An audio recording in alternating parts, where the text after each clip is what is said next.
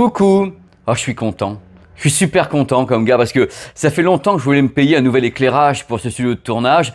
Et je me suis acheté un éclairage qui est un petit peu onéreux, hein, mais qui fonctionne vachement bien, qui fait carrément cramer le capteur du S24 Ultra. Regardez la bestiole. Là, j'ai un bel éclairage quand même. Regardez les smartphones qu'on peut plus. Ah non, je ne t'ai plus. Donc voici l'intro de la vidéo, l'intro du test du téléviseur Sony Bravia 9. Bonjour, bienvenue sur ma chaîne YouTube PP World. Là, je suis carrément éclairé par la luminosité de ce téléviseur. Alors, quand on avait vu ce téléviseur, vous avez la vidéo sur la chaîne à Los Angeles, j'étais avec Sylvain et Raphaël des Numériques. À ce moment-là, ce qui s'est passé, c'est tout simple. Sony a dit, voilà, on lance le Bravia 9. Un mini LED surdopé, on n'avait jamais fait ça et il paraît que c'est carrément un produit qui pourrait être utilisé en secteur professionnel par Sony Pictures. Vous savez, le mastering, tout ça. Nous, on a mis dedans tout ce qu'on sait faire chez Sony Pictures. On va voir ce qu'il en est. Justement, là, il crame mon capteur de folie. Je préfère aller ailleurs, voilà. C'est pour vous dire à quel point il crache. Quand Sony nous l'a présenté à Los Angeles, ils ont dit voilà, c'est le meilleur téléviseur mini LED qu'on a pu créer. On n'a jamais fait une chose pareille de toute notre existence. Alors donc la vidéo, moi ça m'intéresse de la faire de folie, puisque j'ai passé donc une semaine avec ce téléviseur.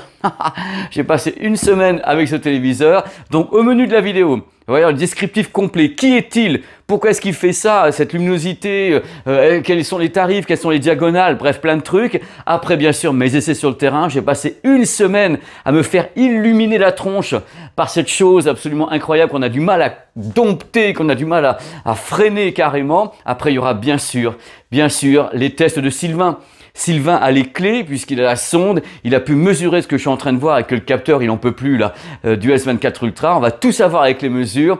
Après évidemment il y aura les plus et les moins et une conclusion et peut-être un petit billet d'humeur pour dire mais jusqu'où ils vont aller parce que là je me fais cramer la rétine quoi. Mais je l'ai mis un peu fort quand même pour impressionner mon monde dans mon studio de tournage pour qu'on voit bien qu'il crache. Regardez un petit peu.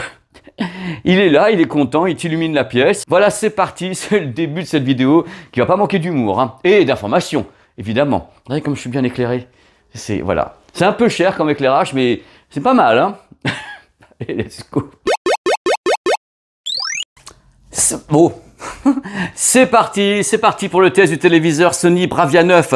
Je redécompose la gamme Sony rapidement. Bravia 7, c'est le début de gamme mini LED. Attention, les mesures du Bravia 7 seront en bonus de cette vidéo parce que je n'ai pas eu le temps de tester le produit à fond, ça prend 5-6 jours. Je n'ai pas trouvé le temps pour le Bravia 7, par contre les mesures sont dans cette vidéo. Donc là, c'est le test du Bravia 9 avec les mesures de Sylvain. Double couche quoi carrément. Alors pourquoi est-ce que ce produit qui coûte très cher atterrit sur cette chaîne en plus en plein milieu de l'été et tout comme ça? C'est honteux. Pourquoi? Parce que quand je suis allé à Los Angeles, ça a failli quand même.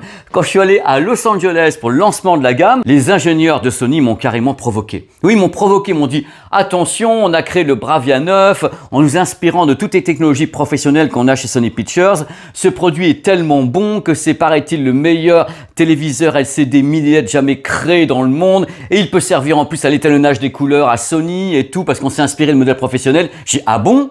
Ah bon, vous avez fait ça? Bah justement, c'est ce qu'on va voir dans cette vidéo parce que le produit arrive avec une aura extraordinaire d'être un téléviseur LCD mini LED comme il n'y en a jamais eu. Et en plus, il pourrait être utilisé pour le mastering vidéo, donc pour la post-production, l'étalonnage des couleurs et tout autrement. Ils disent voilà, on a pris des moniteurs professionnels, on a pris leur technologie et on les a mis là-dessus. D'où en effet le produit. Alors d'abord, sachez qu'il y a deux diagonales, 75 pouces. Donc là, messieurs, dames, c'est le plus petit. C'est le plus petit de la gamme. Et il y a un 85 pouces qui est le plus haut de gamme. Alors, il faut savoir qu'aux États-Unis, il y a également un 65 pouces. A priori, il n'a pas atterri dans nos contrées. Je ne sais pas pourquoi.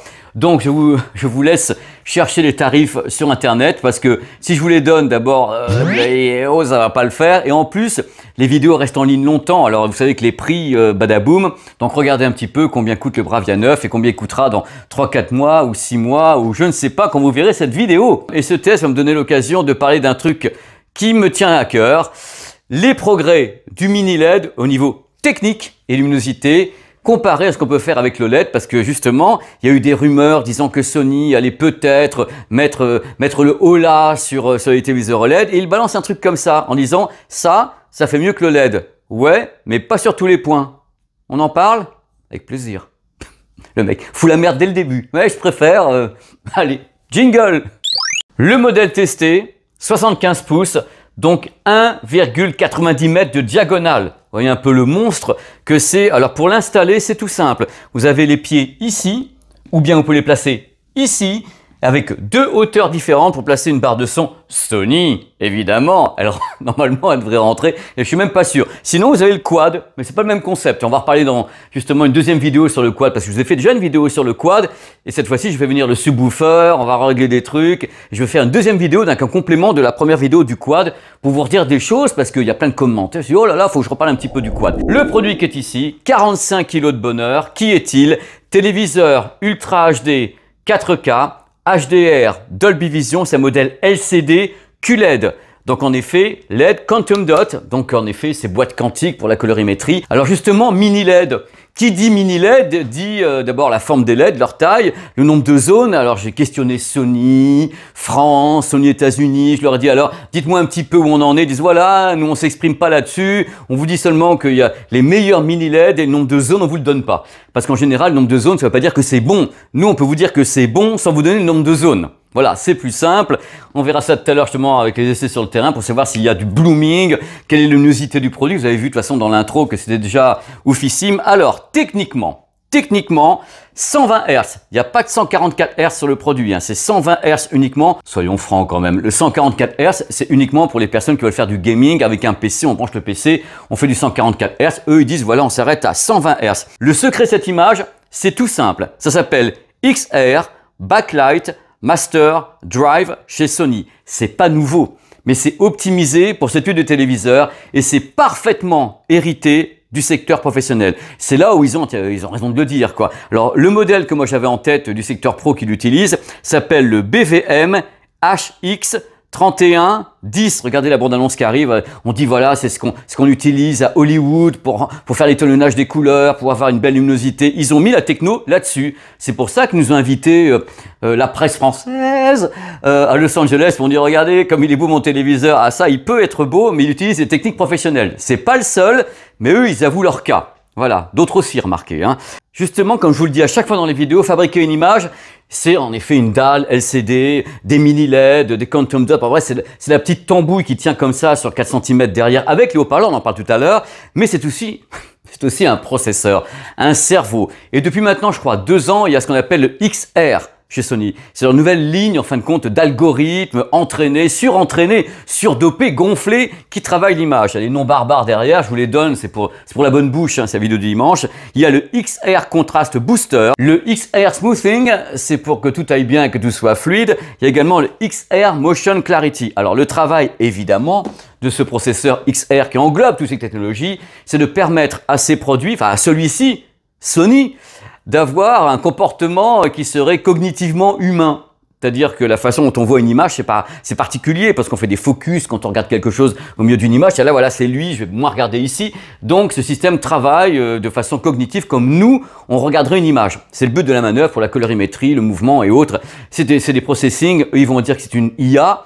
Moi, je vous dis, c'est des algorithmes entraînés, surentraînés, et en plus, c'est machine learning. Et ça travaille tout le temps, ça mouline pour que l'image soit de la meilleure qualité possible. Et sachez bien sûr que le traitement vidéo XR comprend également ce qu'on appelle l'upscaling. Je répète à chaque fois, l'upscaling, c'est quand une source entre dans le téléviseur et qu'elle n'est pas 4K. Et là, à ce moment-là, il se dit, hey, qu'est-ce que je vais faire? Est-ce que je te fais un peu de bouillie ou est-ce que je te l'arrange un petit peu et tout? Donc, c'est là où Sony entre en piste et croyez-moi, ils sont très très forts là-dessus pour améliorer les sources et qu'il n'y ait pas de sensation d'une image appauvrie par le fait d'être pas 4K et se retrouver sur un téléviseur 4K. Ce que fait le système, c'est qu'il va fabriquer tout plein de pixels pour remplir les trous, quoi, John the Dots, et qu'au final, on ait une image de 8,3 millions de pixels, alors qu'à la base, c'était pas ça du tout. Je résume. Super dalle LCD, Ultra HD 4K, 75 pouces, avec du Quantum Dots, donc c'est un QLED, avec du mini LED révolutionnaire, signé Sony, dont personne a les détails à part eux. Et un processeur derrière, XR processeur de tous les côtés. Alors, ce qu'il faut savoir, et ce qui est important, c'est que Sony mise à fond sur le cinéma. Ok, il y a du gaming parce que c'est Sony, il y a PlayStation, on en parlera tout à l'heure, mais eux, ils misent cinéma. Et c'est encore pour ça qu'il y a le reportage à Los Angeles chez Sony Pictures. Pour parler de cinéma, ils ont plein de modes préréglés. On va les voir défiler dans quelques instants, puisque eux, ils misent sur le mastering en disant ce téléviseur inspiré de technologies professionnelles va vous donner l'image voulue par le réalisateur. Et pour ça, il y a des modes préréglés en pagaille, à foison. Il y a en effet le mode IMAX, qui permet de calibrer en effet quand il reconnaît un signal IMAX ou ils vont disque IMAX. Voilà. Quand il y a un Blu-ray disque IMAX ou un signal IMAX, lui il reconnaît, il y a une sorte de petit top de contrôle et il va s'étalonner par rapport à IMAX. Voilà, ça il peut le faire, mais il n'y a pas que ça. Il y a également Netflix Calibrated qui permet également la même chose. Hop, un réglage qui déconnecte des réglages pour que l'image soit telle que l'a voulu le réalisateur. Ce sont les mots dits, non, en deux mots. Ce sont les mots donnés par Sony pour dire que voilà, c'est bien et que ça respecte l'idée du réalisateur. Il y a également un nouveau mode dessus, on en a parlé à Los Angeles avec Amazon Calibrated. Donc Amazon Prime Calibrated, même chose. On a un signal Amazon et dans ce cas-là, il se calibre et il enlève les circuits qui pourraient nuire à la fidélité par rapport à la source. L'idée de base de ces circuits, c'est quoi? Que ce soit IMAX, ou bien professionnel, ou bien Netflix Calibrated, ou bien Amazon Calibrated, c'est de déconnecter des circuits que vous pourriez, attends, ça me fait rire, que vous pourriez avoir mis en route. Vous savez, quand vous commencez à tripoter le signal, oh, je vais mettre plus de lumière, plus de ci, plus de ça. Quand vous enclenchez ces modes, ça vous déconnecte vos propres réglages et ça revient sur un réglage qui cadre avec la source d'émission. Donc tout ce que vous avez vous changé avec vos réglages, ben non, ça revient Netflix Calibrated, IMAX Calibrated, Amazon Calibrated. On efface vos réglages et si vous voulez bien sûr toucher les réglages par vous-même, ben en effet, vous déconnectez ces modes et vous y allez franco en disant moi j'aime qu'il y ait beaucoup trop de couleurs, j'aime que ça soit que j'en puisse plus. Voilà, vous faites ce que vous voulez après.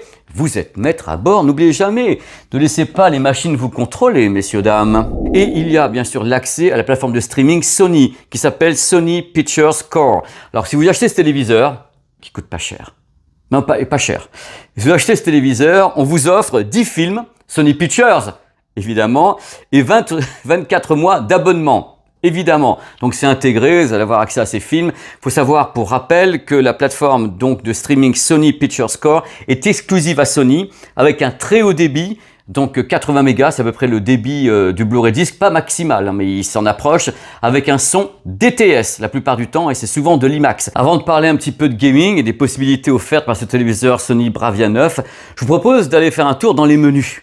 Vous allez voir des trucs de folie, vous allez voir le nombre de points d'accès que l'on a sur l'image, ainsi que sur le son. Je vous mets des petites musiques comme ça, vous allez voir tout défiler. C'est assez dingue parce qu'on a une approche qui peut être très grand public de ce produit, mais vraiment le truc grand public avec des modes pré-réglés, comme je vous ai dit, IMAX, machin, truc. Vous pouvez rentrer à l'intérieur du produit pour régler tous les paramètres, mais avec des trucs, heureusement que c'est expliqué pour le grand public. Voici maintenant des extraits du menu. Vous allez voir que ça va très loin.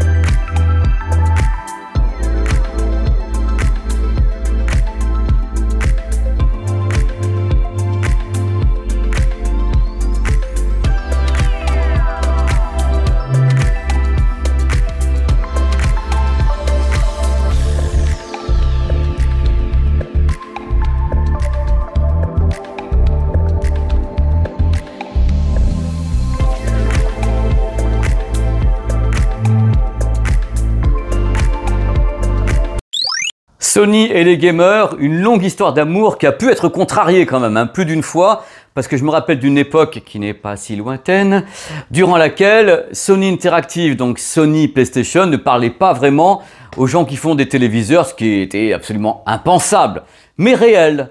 Bon, cette fois-ci, ils ont un peu repris les choses en main. Donc regardez un petit peu, les voyants sont dans le vert. Le téléviseur est capable de comprendre l'Ultra HD 4K, 120 images par seconde, VRR, ALLM, jusqu'en 10 bits et tout, HDR 10 à bord. Tous les voyants sont dans le vert. Vous allez pouvoir faire du gaming à toute vitesse avec un menu rapide, un mode jeu. Et on verra tout à l'heure avec Sylvain parce que je pense que les performances en gaming sont juste oufissimes. Colorimétrie et tout, vous allez voir, c'est assez dingue. C'est beau les voyants verts.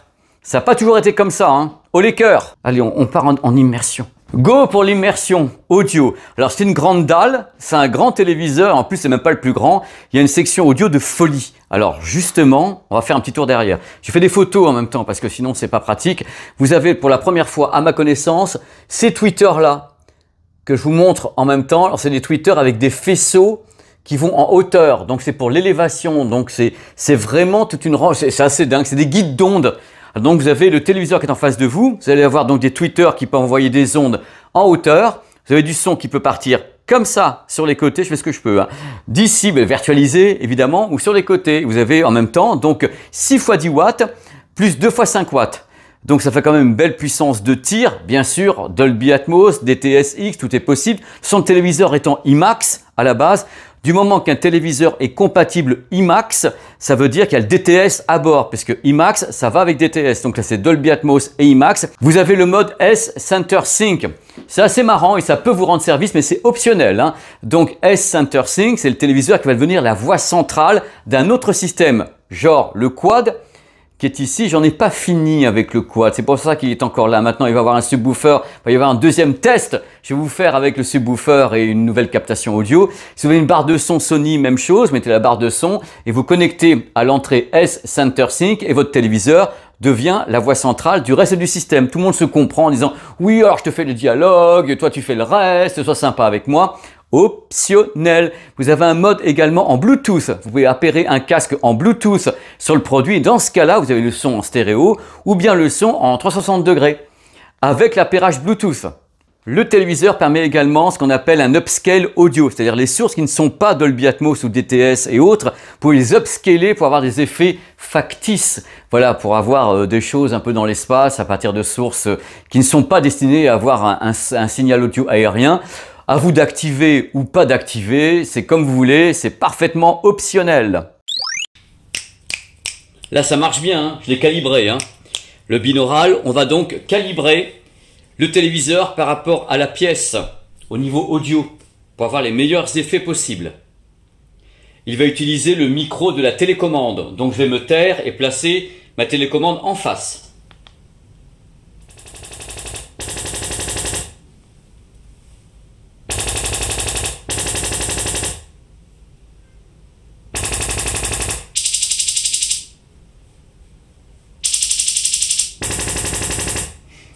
Voilà, c'est terminé. Maintenant, il y a une petite démo qui va avec.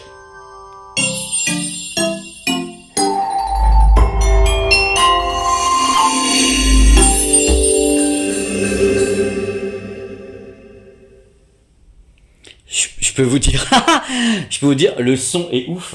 Il est carrément ouf. Parce que je vous ai expliqué, il y a 2-3 trucs au niveau des haut-parleurs en hauteur qui est assez étonnant avec ce produit.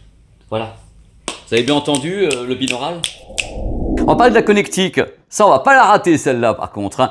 La connectique, il n'y a pas de surprise. C'est comme toujours, 4 ports HDMI.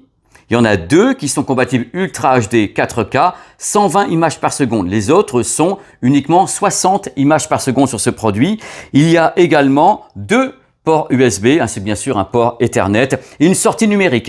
Il n'y a pas de sortie casque filaire. Maintenant, on travaille en Bluetooth chez Sony. Alors, pour les trucs intéressants, en vrac, c'est ma rubrique en vrac. J'aime bien les trucs que je vous rajoute comme ça dans un test, sans entrer dans les détails, parce que sinon, déjà, les vidéos font déjà 2 heures, on va pas en rajouter, hein, messieurs, dames. Alors, il y a 2 télécommandes. Où il y en a, oh, regardez, il y en a 2. Il y en a une qui est, franchement, non mais... Mettre encore des choses comme ça en vente, Sony, au prix du bousin, j'ai l'impression que c'est une vieille télécommande de lecteur de Blu-ray d'il y a 15 ans. J'étais même pas né, mais c'était il y a 15 ans. Voilà. Il y a celle-ci, qui est nouvelle vague. c'est la télécommande Nouvelle Vague qui est rétroéclairée. Rétroéclairée, ça a donc 2 télécommandes, dont je vais pas non plus gueuler parce qu'il y en a une deuxième qui est moche comme un pou. Voilà, la première peut faire office de télécommande nocturne, ce qui est très très bien. Google TV, le téléviseur et Google TV, hein, depuis le début vous voyez les trucs Google, c'est Google TV, vous rentrez votre compte, également votre numéro de carte bancaire et tout à bord, et vous pouvez accéder à pas mal de services au travers de Google TV. Ce téléviseur est compatible AirPlay 2 ainsi que Chromecast, et bien sûr Alexa à bord, Google Assistant, il est Wi-Fi 6 avec 2 tuners. Il y a du monde à bord. Alors c'est vraiment un tableau large que je vous ai fait. J'ai essayé d'accélérer les choses parce que quelquefois dans les tests de téléviseurs, je prends beaucoup je me marre en même temps, je prends beaucoup de temps pour vous les décrire et tout, alors qu'il y a des choses qui sont redondantes à chaque fois. Là, ce qu'il faut retenir avant qu'on passe aux essais sur le terrain et surtout aux mesures de Sylvain, ce qu'il faut retenir, c'est que c'est un produit que moi je sens. Je sens vraiment destiné au cinéma, et c'est un produit qui est disruptif dans le sens où je pense que Sony a foutu la gomme pour bien prouver qu'il maîtrisait le mini LED à fond. Il y a des concurrents en face, hein. Il y a du TCL, il y a plein de gens, il y a bien sûr l'OLED qui est en face, en embuscade avec ce que fait LG, avec ce qu'ils font eux également, parce qu'ils ont du QD OLED, il y a Samsung en face avec du QD OLED, il y a Samsung qui lance des gammes OLED et tout, bon, bref, ça bouge beaucoup. Eux, ils se sont dit, ok, on est Sony, on va faire un téléviseur qui est le plus performant possible en mini LED pour essayer de remettre l'église au milieu du village. Alors, est-ce qu'elle est au milieu du village? Voici maintenant mes résultats sur le terrain. Et après, il y aura les résultats mesures sur le terrain. N'oubliez pas, en bonus dans la vidéo, vous avez les mesures de Sylvain sur le Bravia 7, donc le début de gamme mini LED. Bon, ça fait un petit peu interrogatoire, comme ça, avec toutes les lumières, mais il faut qu'on se parle. Vous avez déjà vu le titre de la miniature, donc le titre de la vidéo, et vous vous dites, ok, il se passe quelque chose. C'est vrai, il se passe quelque chose. Là, je l'ai baissé en luminosité, hein, l'engin, parce que c'est juste pas possible. Déjà, à Los Angeles, quand on avait parlé aux ingénieurs de Sony, ils avaient dit, ouais, on a fait un truc, on a battu nos propres records pour du grand public. J'entends, parce qu'il faut savoir qu'en professionnel, on peut aller très très loin au niveau de la luminosité, on peut aller ce qu'on appelle à 4000 candela, voire 10 000 candela pour le Dolby Vision, on peut aller très très loin, mais c'est en pro.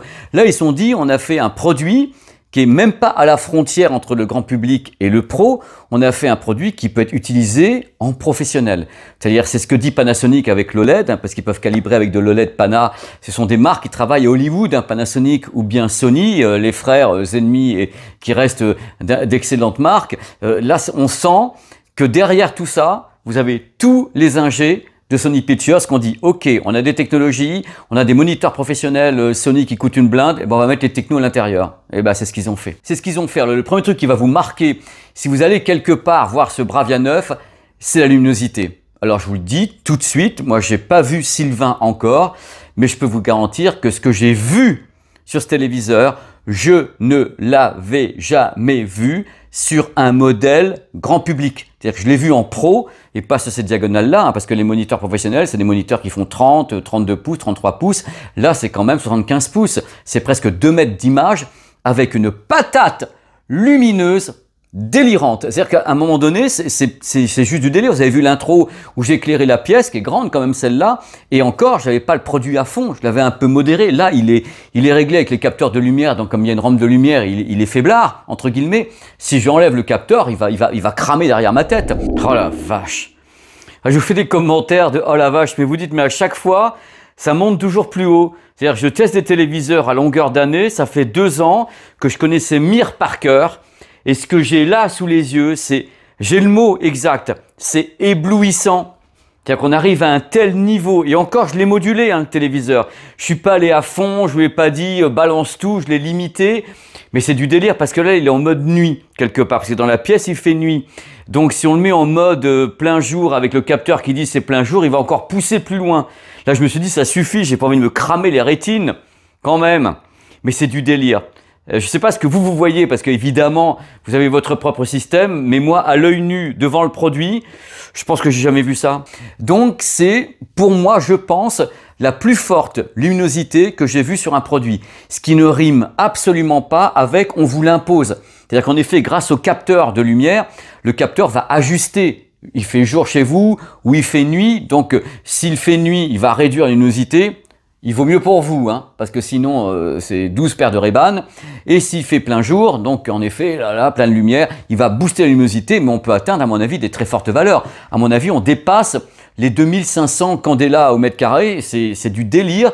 et c'est extrêmement uniforme. C'est de la folie furieuse. On verra les mires tout à l'heure que je vais commenter sur le noir, notamment parce que ce qui m'a impressionné, c'est pas ça. Le problème, et là c'est clair, je le dis les yeux dans les yeux, le problème avec le mini LED, c'est que plus on va pousser la luminosité, donc on va braquer comme ça la lampe torche derrière, tu l'as vu ma luminosité, plus on risque plusieurs choses. On risque numéro 1 d'avoir le noir qui va se retrouver avec des dégâts, puisque le blanc est très très fort et le noir peut avoir un écho du blanc. Ça fait qu'il y a des portions justement de noir qui peuvent être grisées en raison de la forte luminosité. Et bien là, même pas en rêve. C'est-à-dire qu'on va voir tout à l'heure justement la mire Star Wars. Ils ont, à mon avis, suffisamment de zones de rétroéclairage et une finesse des points de rétroéclairage, ce qui fait qu'avec le mode local dimming enclenché, on a un ratio de contraste que moi je trouve délirant. En plus, le ratio de contraste peut être modéré puisque vous avez des modes qui le poussent ou bien qui le laissent en allégé. Vous avez un mode qui permet d'avoir le ratio de contraste natif de la dalle. Donc en effet, on peut voir que c'est pas encore exceptionnel entre guillemets, mais quand on met le ratio de contraste dynamique, qui en plus est parfaitement fluide, un truc comme ça, vous atteignez un ratio de contraste, mamma mia, c'est du délire. C'est-à-dire qu'on est sur quelque chose d'extrêmement lumineux, mais de dingue, avec un ratio de contraste poussé, c'est-à-dire que vous avez une portion, on va voir de toute façon pendant que je parle, si ça se trouve il y a des images, une portion de lumière, ce qui signifie pas que le noir est appauvri. Et c'est là l'exploit. C'est un truc qu'on pouvait pas faire il y a 3 ans. Il y a 3 ans, quand on balançait de la lumière sur un point, le reste était soit il y avait des halos, soit il y avait ce qu'on appelle du blooming. Là, il y a presque pas de blooming, il y en a toujours un tout petit peu qui traîne. Regardez l'image maintenant d'un titre d'un film sur un fond noir complet. Regardez ce que je dis. Je crois que le plus impressionnant, c'est ça. C'est la façon d'afficher. Regardez les lettres ici, même le détail des lettres, sans qu'il y ait, du moins à l'œil nu, aucun point de rétroéclairage visible. À l'œil nu, je le vois pas. Il faut que je me mette de profil. De profil, je vois un petit peu les zones de rétroéclairage, mais de face, il n'y a rien du tout. Et la précision qu'on a de l'affichage extrêmement lumineux, là où j'ai mon doigt, ça c'est super impressionnant. C'est là qu'on sent le ratio de contraste poussé au max, avec une super luminosité. C'est sur ce genre de choses. C'est extrêmement compliqué à faire passer pour du LCD. Ça, l'OLED c'est facile, mais le LCD c'est compliqué parce qu'il faut rétroéclairer les points où il y a les lettres pour avoir une super luminosité sans qu'on ait, entre guillemets, des échos de lumière sur les côtés. C'est vraiment quelque chose d'incroyable. Il n'est pas le seul à le faire, mais avec une telle luminosité, je pense que c'est... Oh là là là là. Là, il n'y a plus rien.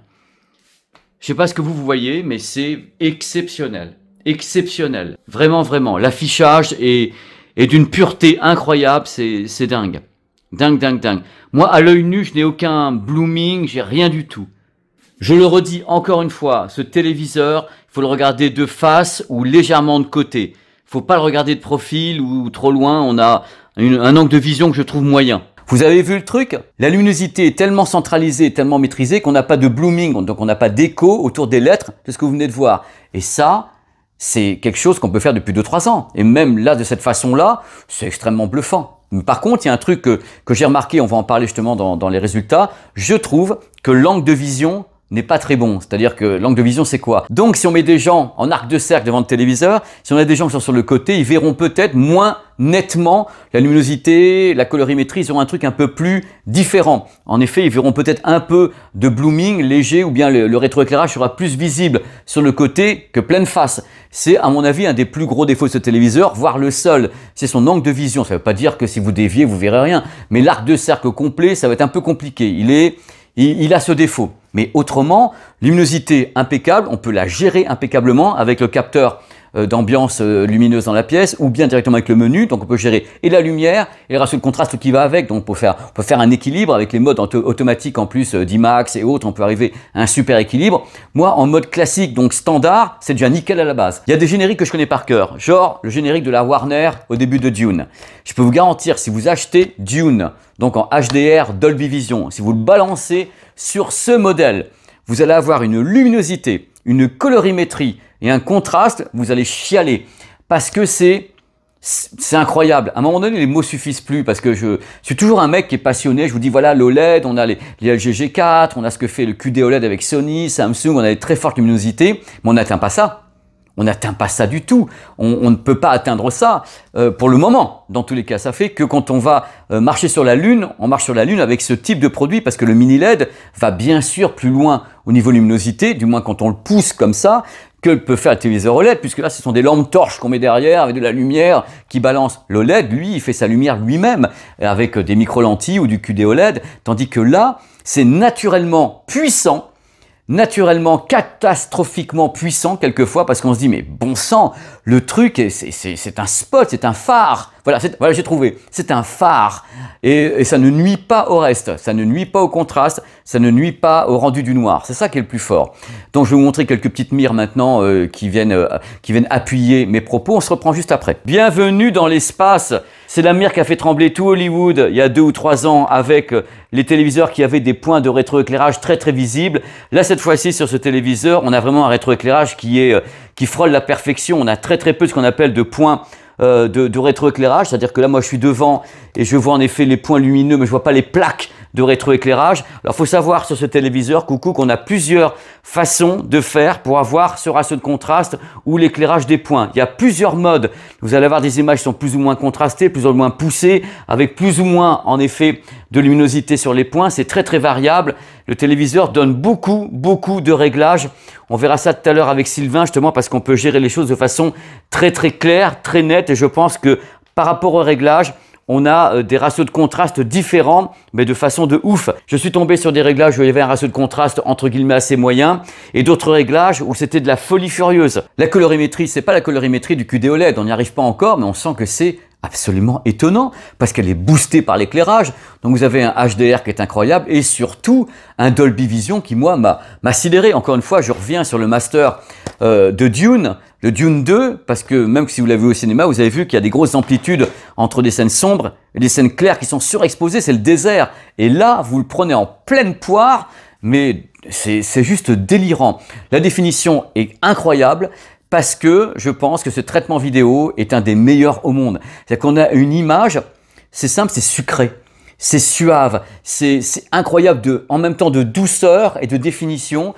Je pense que c'est un des meilleurs traitements vidéo que j'ai vu, voire peut-être le meilleur que j'ai vu récemment. Attention, on n'a pas encore testé les derniers Panasonic. C'est étonnant. Et ce qui est étonnant, c'est l'upscale. C'est-à-dire le moment où on part d'une source qui n'est pas justement 4K et qu'on l'amène en 4K, donc la mise à l'échelle de sources qui ne sont pas 4K, c'est bluffant. Là, je pense que c'est la meilleure retranscription de ce mouvement que j'ai pu voir parce que c'est une source 1080p qui est upscalée en 4K. Et normalement, ici, quand, entre guillemets, vulgairement, ça merde, on a tous les points qui se rassemblent, ça scintille. Là, c'est nickel et j'ai pas de circuit particulier en route, hein. Quand je fais ça, je déconnecte les circuits. C'est très bon. C'est le circuit Sony, quoi. Je veux dire, on sait qu'il travaille bien. Oh, c'est superbe. C'est superbe, c'est vraiment superbe. Cette partie lumineuse et tout, c'est superbe. Il n'y a pas d'autre mot. Oh là là. Mais on a des images qui sont plus que convaincantes sur un téléviseur qui est super grand et qui justement devrait dénoter, entre guillemets, toute la merde. C'est-à-dire qu'en effet, plus l'image est grande, plus c'est une loupe à défaut. Et là, c'est tellement maîtrisé, avec des bonnes sources, vous êtes là, vous chialez devant, de définition, de précision, de la colorimétrie, sortie de carton. Moi, j'ai pas eu à le calibrer, c'est Sylvain qui le calibre avec la sonde, il en parlera à la fin de la vidéo. Moi, je le sors du carton comme vous le feriez. Et je le pose et je dis, voilà, mode standard, IMAX, machin, ça donne quoi? Sortie du carton, nickel.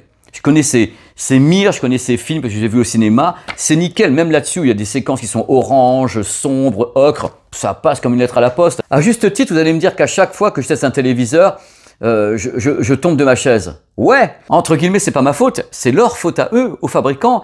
Je me suis rendu compte au fur et à mesure depuis 3 ans qu'il n'y a pas de plafond de verre sur les téléviseurs. Ça monte toujours.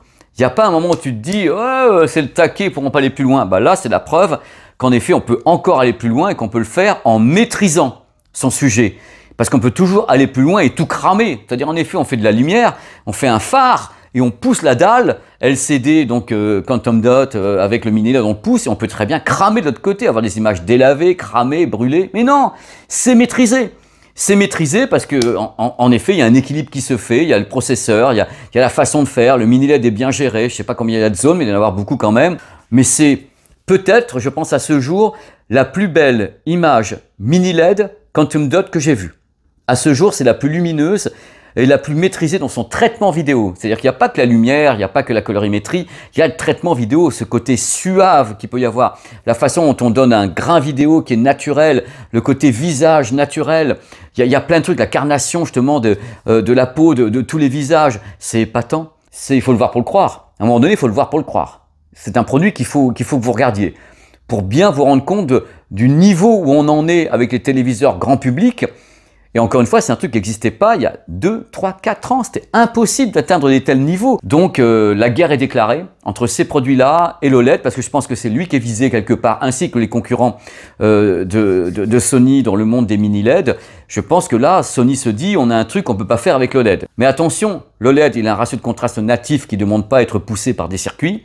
Il a donc un angle de vision qui est très large, qui plus est le QD-OLED extrêmement large en angle de vision, et ça c'est quelque chose que celui-ci ne peut pas faire pour le moment. Il ne le fait pas. Donc on ne peut pas dire non plus, parce que je vous vois venir, ah bah ça y est, on a dépassé le LED. Non, on n'a pas dépassé l'OLED, on a dépassé l'OLED sur le côté luminosité. Justement, quand on a du HDR Dolby Vision, il faut un grand battement, c'est-à-dire des crêtes de dynamique en blanc que lui peut faire. Mais il ne faut pas se dire que le LED est dépassé. L'OLED n'est pas dépassé. Il y a des caractéristiques techniques de celui-ci qui dépassent le LED, et le LED a des caractéristiques qui dépassent celui-ci. Donc c'est ce que je dis depuis le début. Le téléviseur idéal serait un mélange de mini LED et d'OLED. Ça va venir. QD OLED déjà. Oh là là. Ok, c'est hors de prix. Ok, le premier modèle c'est 75 pouces, ce qui est quand même gigantesque. Mais on sait ce qu'on achète, quoi. Si on aime le cinéma, c'est dingue.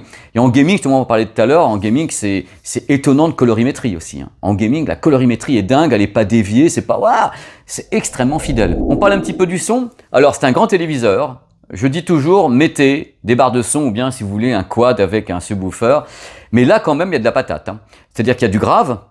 Il y a des effets, on va écouter quelques petits extraits comme ça que j'ai pris en binaural pour vous faire écouter. Binaural bien réglé, hein, pas comme pour le quad où je vais recommencer. Donc écoutez un peu ce que ça donne, le son est très convaincant, il y a vraiment un gros travail qui a été fait dessus, mais encore une fois, même si le travail est bon sur ce téléviseur, même s'ils ont foutu la gomme avec des tweeters qui sont avec des guides d'ondes dans l'espace et tout pour essayer d'avoir une bulle sonore, rien ne remplace une barre de son sur un gros produit comme ça, parce que c'est presque 2 mètres derrière. Hein.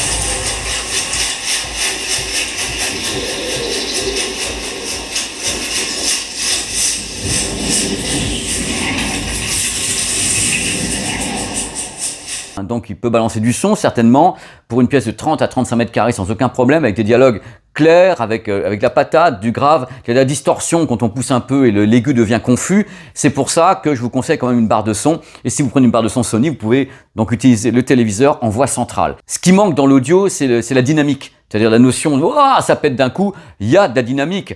Mais on n'a quand même pas 800 watts derrière, on est toujours limité sur la puissance sonore de ce type de système qui est quand même, voilà, il n'est pas très épais. On balance des haut-parleurs pour compenser de tous les côtés, il y en a quand même plusieurs à bord, mais on garde tout de même une limitation de la dynamique. On peut régler ça dans le menu pour essayer de l'étendre un petit peu, soit on compresse, soit on libère. Il y a beaucoup de trucs à l'égaliseur, plein de trucs, mais il y a ces limites, les limites de la taille du produit. C'est pour ça, si vous avez les sous pour acheter ça, vous avez les sous pour acheter une bonne barre de son. Croyez-le bien, avec des enceintes arrière ou bien quad avec un sub. Là, c'est plus cher, c'est presque le prix de la télé. Oh, oui. Je sens que ça va faire fort. Ça va bien? Ça va bien, et toi? Je suis en pleine forme et je pense que les gens sont, comme toujours, impatients de te retrouver. Tout ton fan club est là. Mais bien sûr. Parce que quand même, c'est un produit qu'on avait vu à Los Angeles. Oui, tout à fait. Et quand on l'avait vu, on s'est dit quand même... Waouh. Quand même, et en plus Sony avait dit on veut faire un truc, secteur pro et tout. Alors moi je ne regarde pas volontairement les mesures, sachez qu'en effet Sylvain fait ses mesures de son côté, moi je fais mes trucs de mon côté, on ne se parle pas, ce moment où on se parle c'est maintenant. Tout à fait. Alors, vas-y, On y va. épate-nous. Alors, sur ce Sony Bravia 9, j'ai mesuré un pic de luminosité Fais un tambour. Tu fais tambour. Bam, bam, bam, bam, bam. de 2698 candela par mètre carré, s'il vous plaît. Record. Record absolu. effectivement. Absolu. Tout à fait. Toute technologie confondue, LCD et OLED, forcément. C'est-à-dire que depuis que tu fais des mesures, on n'avait jamais mesuré ça. Non, absolument pas. Une petite comparaison par rapport au Bravia 7, que j'ai mesuré à 1869 candela par mètre carré. Ce qui est déjà... Ce qui est déjà très bien, effectivement. Mais là, on a battu tous les records. C'est dingue, c'est ce qu'on, moi j'avais remarqué, c'est que j'avais jamais vu une dalle aussi lumineuse, bien gérée, enfin c'est dans le test, hein, et en plus ça confirme que toi t'as fait péter la sonde. Exactement. On passe à la fidélité des couleurs maintenant. Le fameux delta E a été mesuré à 1,54 en mode professionnel. C'est parfait puisque c'est largement inférieur à 3, seuil sous lequel l'œil n'arrive pas à faire la différence entre la couleur affichée et la couleur demandée. Ensuite, on passe à la température de couleur moyen qui est mesurée à 6419 Kelvin. Donc c'est excellent, on peut voir le graphique, une très bonne tenue des couleurs sur tout l'ensemble du spectre. Le gamma moyen a été mesuré à 2,42. Là aussi, la courbe se tient excellemment bien, sauf juste une toute petite cassure juste à la fin. Mais rien de méchant et rien de comparable au Bravia 7. Alors il y a un truc, tu me parles de ça, je suis déjà carrément super excité, mais il y a un truc avec ce produit, comme ça crache beaucoup de lumière, je me dis peut-être comme les gens doivent se dire, beaucoup de lumière, ça veut dire ça se trouve le contraste... Alors, il faut savoir, mais on pourrait faire quasiment une vidéo expliquant les histoires de taux de contraste. En fait, sur ce téléviseur, pour le comparer au Bravia 7 que j'avais mesuré dans les mêmes conditions, le Bravia 7 était à 9555 pour 1. Record. Excellentissime, effectivement. Record. Celui-ci, dans les mêmes conditions, encore une fois, je l'ai mesuré à 12 041 pour 1. Dans les mêmes conditions. Restez ici, Pépé, s'il vous plaît, restez ici. Non. On n'avait jamais mesuré Alors, ça. on n'avait jamais mesuré ça, effectivement. En fait, ce qu'il faut savoir, c'est que certaines fonctionnalités sont désactivables et d'autres pas.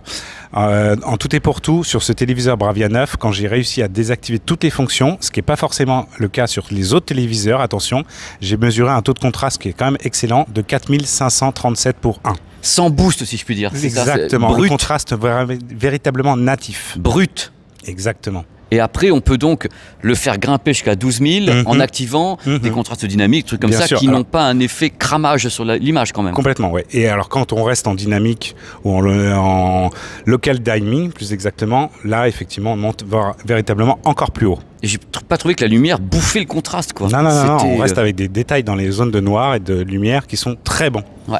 On passe aux autres mesures maintenant. Avec joie. En mode HDR, le mode professionnel qui permet d'obtenir les meilleurs résultats pour les films et les séries. J'ai mesuré un delta E, attention, tenez-vous bien, à 0,65.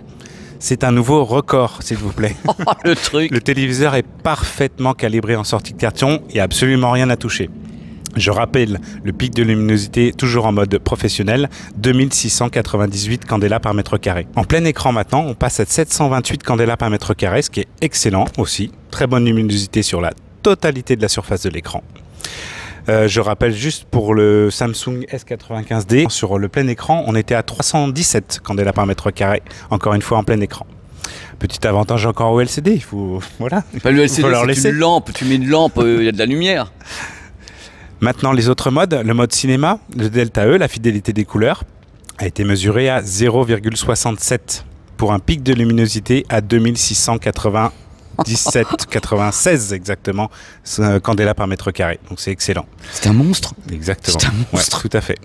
Le mode jeu a été mesuré avec un delta E de 0,58. Quoi? C'est aussi C'est un record mondial.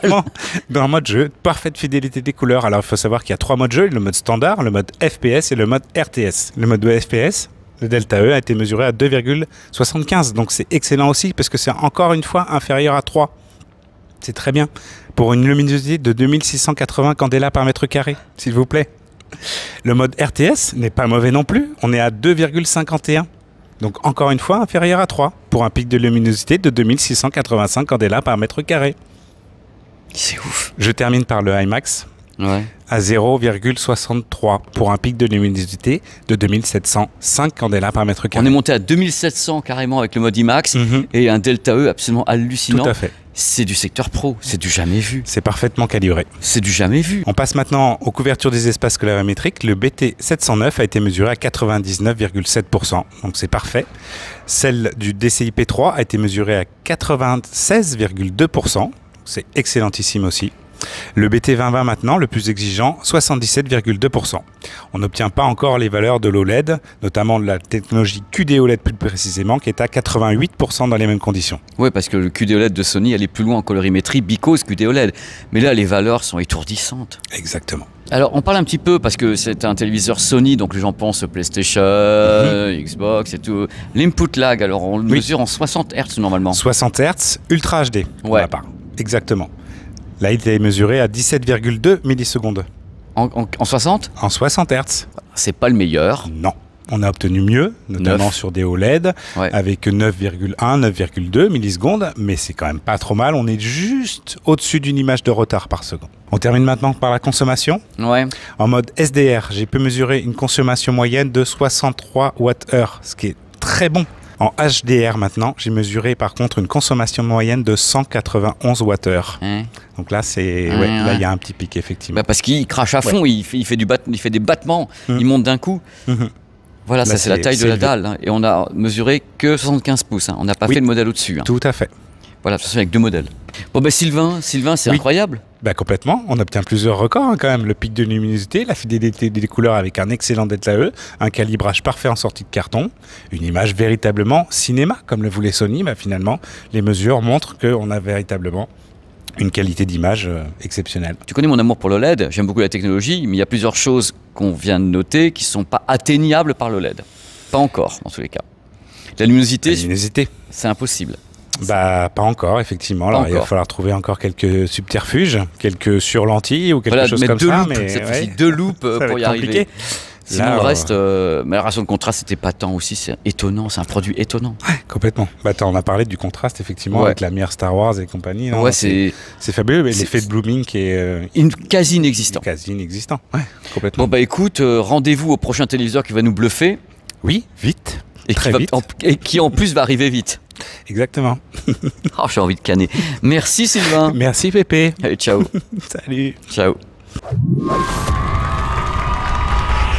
Les plus.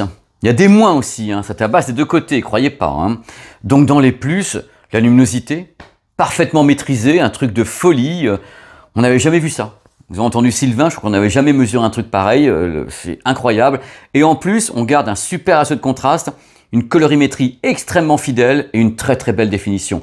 Je pense qu'il s'agit toujours d'un des meilleurs traitements vidéo du marché. C'est-à-dire que pour moi, il y a des marques qui font des trucs absolument étonnants. Curieusement, c'est toutes les marques qui travaillent dans le secteur professionnel du cinéma. Donc Sony et Panasonic sont des marques au niveau du traitement vidéo, un savoir-faire qui est dingue dans la gestion des mouvements, dans la carnation des visages. C'est ouf. Malgré une très forte luminosité, quand on regarde le téléviseur de face, il n'y a pas de blooming, il n'y a pas d'effet de halo, il n'y a rien du tout. C'est assez surprenant. Des couleurs extrêmement fidèles dès la sortie du carton. C'est-à-dire qu'on sort le téléviseur du carton, hop, on met le mode standard ou un mode IMAX ou un truc comme ça. Les couleurs sont extrêmement fidèles. Résultat absolument bluffant en HDR et Dolby Vision. C'est la mise à l'échelle, donc le passage des sources qui ne sont pas 4K en 4K, c'est vachement bien. Compatibilité audio avec tous les signaux Dolby et DTS. Deux télécommandes, dont une télécommande rétroéclairée. L'anti-reflet est très bon. Je sais, ça peut paraître difficile à croire parce qu'il y a plein de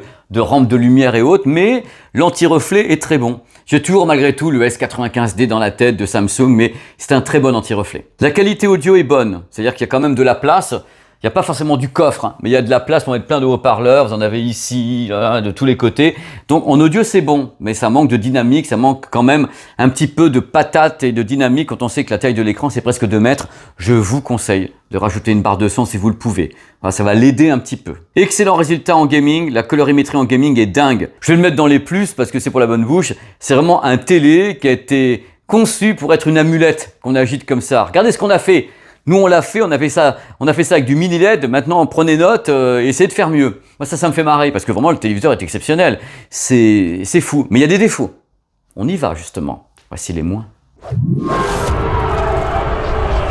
Les moins, parce qu'il y a du moins. Hein. On va commencer par le moins de chez moins, parce que celui-ci, c'est imparable. Le tarif, Non mais oui quoi, on sait ce qu'il y a dedans quand même, c'est un téléviseur LCD mini LED très très haut de gamme, limite professionnel, mais le tarif faut le sortir quand même, surtout qu'on n'a pas de mollet 65 pouces. Nous on attaque le début de gamme avec cette diagonale là, ce que je trouve anormal aussi, étant donné qu'il y a un 65 pouces qui existe. L'angle de vision. Moi, je trouve que l'angle de vision du produit est limité. Attention, c'est pas la catastrophe, hein. Mais si on est trop sur le côté, on va voir justement des points de rétroéclairage qu'on voit pas en frontal. C'est foutu comme ça. Voilà, c'est la différence avec l'OLED, c'est que l'OLED a un angle de vision absolument fabuleux parce qu'il n'y a pas de rétroéclairage. Il n'y a que 2 ports HDMI 120 Hz et il n'y a pas de 144 Hz sur ce produit. À ma connaissance, il n'y a pas de double connexion Bluetooth, donc on peut appairer un casque, pas deux. Pas de prise casque filaire. Si on déconnecte le local diming, le contraste devient un peu faillible quand même. On a la sensation que l'image n'est pas maîtrisée dans son noir et son contraste. Il faut mieux activer le local diming et le gérer. Vous avez tout ce qu'il faut pour le faire. Ça fait partie des moins. Il n'est pas compatible HDR10+. Il y a un temps d'allumage qui est long. Le temps qu'il se mette en route et tout. Oh là là, comment je m'appelle? Est-ce qu'il y a bien Internet? Où sont les applications? Il y a un temps de démarrage où il prend son souffle quand même. Et je devrais pas le dire. Il y a presque trop de réglages. Et je le dis en toute sincérité, je dis, là, si vous n'êtes pas professionnel, il y a des trucs, on rentre dans certains menus, je dis, oh là, il y a de la houle. Donc, faites attention à ce que vous faites. Il peut très bien partir en vrille, pépère, hein. Si vous le mettez n'importe quoi, il va vous faire n'importe quoi. Parce que quelquefois, quand on joue trop aux apprentis sorciers, on aboutit à un résultat qui n'est pas celui escompté. C'est beau ça, côte. Voilà, bah, c'est la fin de cette vidéo. C'est la fin de cette vidéo. Je ne sais même pas comment vous la finir parce que ça a été un truc de longue haleine. On a eu le téléviseur, Sylvain et moi, il y a 15 jours. Ça fait 15 jours que j'arrive pas à décrocher. Je suis dessus. Le soir, je suis là, je dis, ah là là, je vais me regarder tel ou tel film, ou tel mire, ou tel truc avec ce téléviseur. Je m'en prends plein la gueule. Ok, j'aime beaucoup la projection. Je ne remplacerai pas mes vidéoprojecteurs pour ce produit, mais là, j'ai commencé à avoir des doutes. Si ça existait, ça, en 110 pouces, je dirais, waouh, c'est tellement impressionnant. Et c'est tellement flippant en même temps parce qu'on se dit, bah, il y a encore de la marge. C'est ça que je pense. C'est à ça que je pense depuis le début. Depuis le début, on est là en train de se dire, ah bah les téléviseurs, machin, comme ça monte encore. Je dis, mais où est le plafond de verre? Ça continue à grimper. Donc comme eux ont fait ça, d'autres marques vont balancer derrière des téléviseurs qui vont encore essayer de dépasser ce record de luminosité. Il y a plusieurs records sur le téléviseur, sur le Delta E, donc la fidélité chromatique. Donc il y a d'autres marques qui vont s'y coller. Donc c'est fabuleux pour les gens, mais en même temps, d'une génération à l'autre, on est un peu perdu. On se dit, bah voilà, le Bravia 9 est là, et les précédents, bah, ils sont excellents, mais à chaque fois, on monte. Et là, je pense qu'on va pouvoir engager un débat que je ferai avec vous certainement dans l'été ou à la rentrée, sur à quel moment est-ce que l'OLED ne peut plus suivre. L'OLED peut suivre encore sur le ratio de contraste. Incroyable, incroyable. Il peut suivre sur l'angle de vision.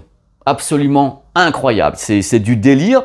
Mais luminosité ou colorimétrie, les mini LED peuvent aller très très loin, ou dans ce cas-là, le QD OLED. Mais Sony, je pense que dans leur tête, et là je rejoins certaines rumeurs, je pense que Sony, dans leur tête, ils ont ça en tête.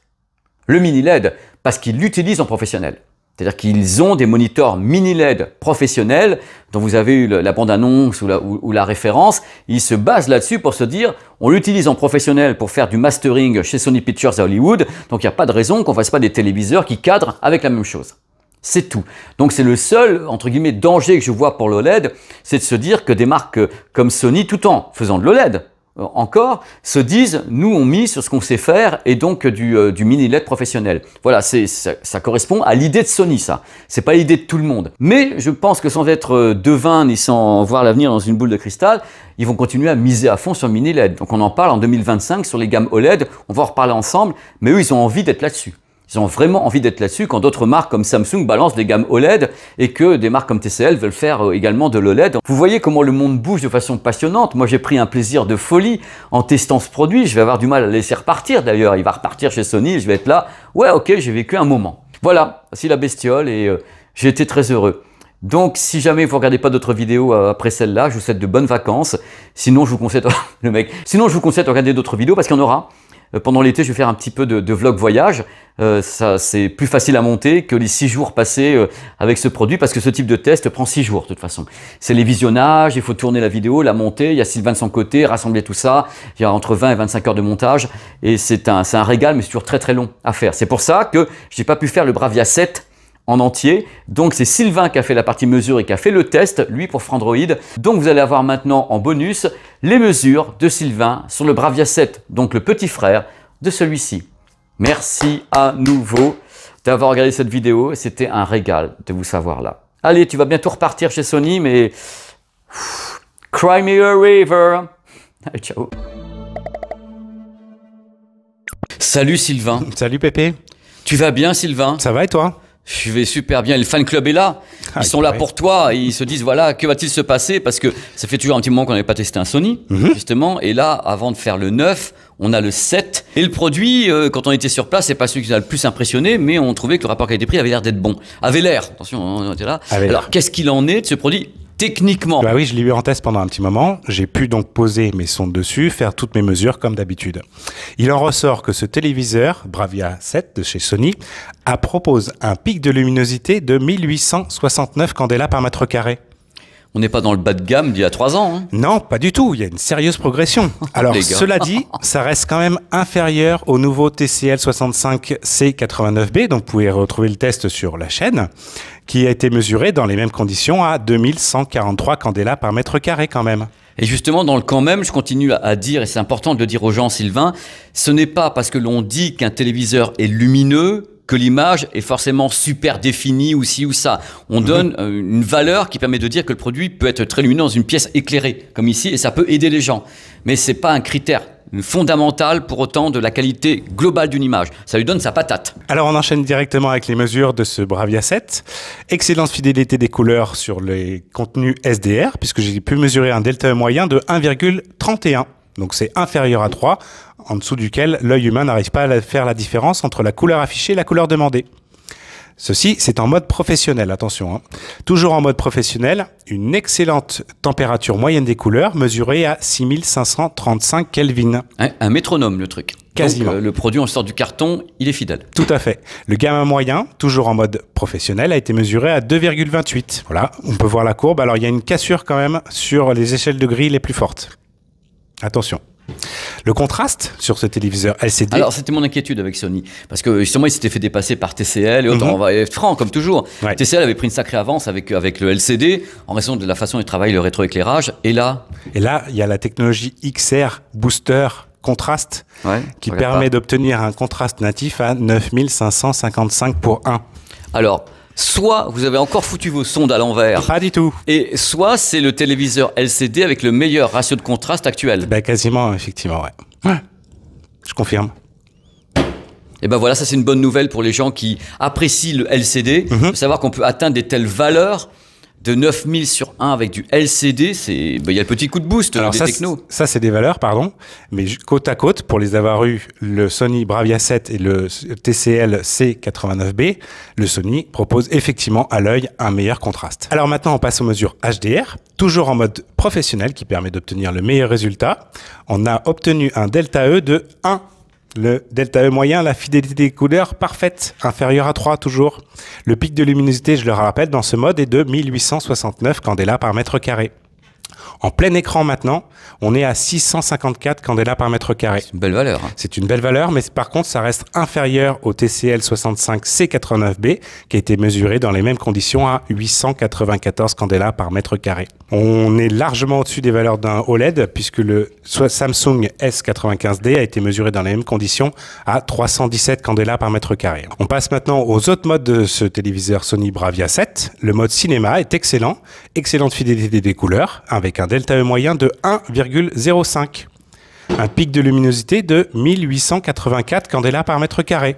Le produit, quand même, il arrache pas mal. Hein. Très bon. On passe maintenant au mode jeu.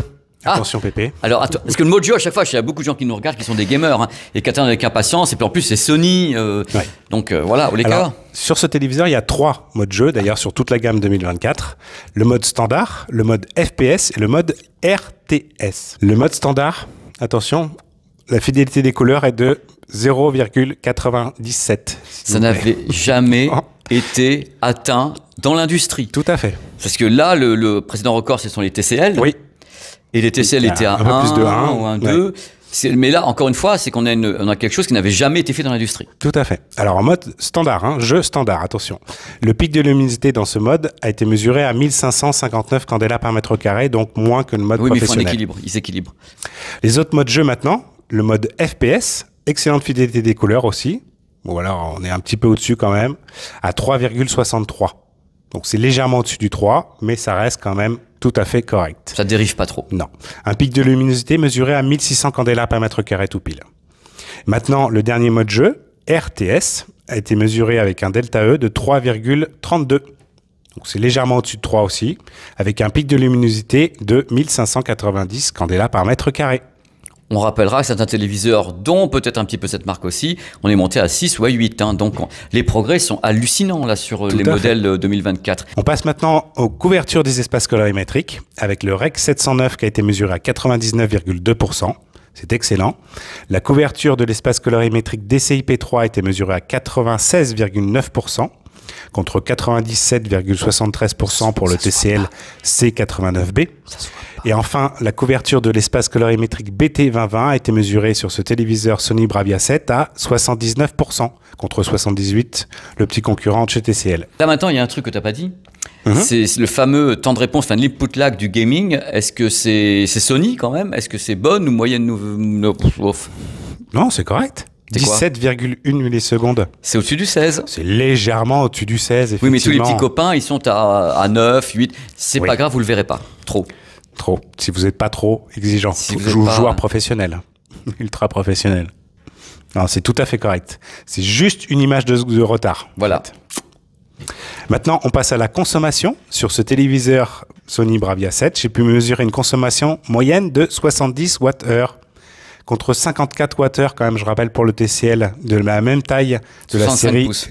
C89B. Alors maintenant, consommation en mode HDR, toujours avec le même contenu. J'ai pu mesurer une consommation moyenne de 106 Wh contre 107 Wh pour le petit concurrent. À bientôt, merci Sylvain. Salut tout le monde.